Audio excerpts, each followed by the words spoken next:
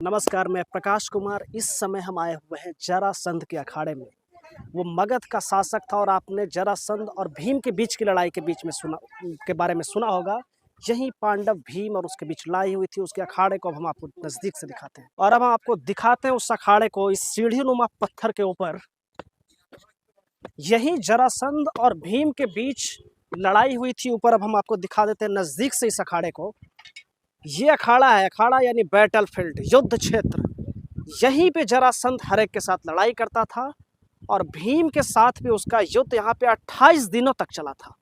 28 दिनों तक युद्ध के बाद भी भीम भी एक बार हार मान गए थे, लेकिन कृष्ण ने फिर एक तिनके का सहारा लिया और उसे दो पार्ट में डिवाइड करके एक दूसरे के उल्टा छोड़ दिया। जिसके बाद उसी तरीके से भीम ने जरासंध के दो पार्ट में डिवाइड करके उनके दोनों पार्ट को एक दूसरे के उल्टी दिशा में रख दिया और इस तरीके से वो हरा पाए थे। जरासंध बहुत ही शक्तिशाली राजा थे और इतने शक्तिशाली थे कि उन्होंने कृष्ण के ऊपर भी करीब 17 से 18 बार उन्होंने चढ़ाई की थी मथुरा पे।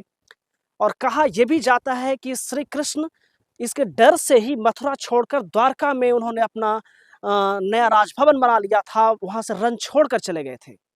तो ये आप देख लीजिए, पांडव कालीन द्वापर काल का ये अखाड़ा, जरासंध का अखाड़ा। यहाँ पे कई सारे राजाओं को जरासंध ने हराया था। वो मगध का सम्राट था और राजगृह उसकी राजधानी हुआ करती थी। तो इसे आप नजदीक से देख लीजिए। अगर आप इस जगह पे आकर इसे देखना चाहते हैं तो ये बिहार के नालंदा जिले के राजगीर में स्थित है। राजगीर के इन पहाड़ियों के बीच में ये खूबसूरत सी जगह स्थित है। और आपकी अगर दिलचस्पी इन पौराणिक चीज़ों में है, इतिहास में है, तो बिल्कुल आपको यहाँ आकर आपको देखना चाहिए कि भीम और जरासंध के बीच की लड़ाई कहाँ हुई थी। यहाँ से आपको कृष्ण का भी प्रमाण मिलता है, जरासंध और भीम का तो मिलता ही है।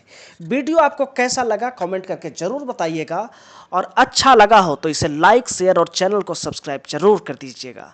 हम मिलेंगे आपसे अगले वीडियो में, तब तक के लिए नमस्कार।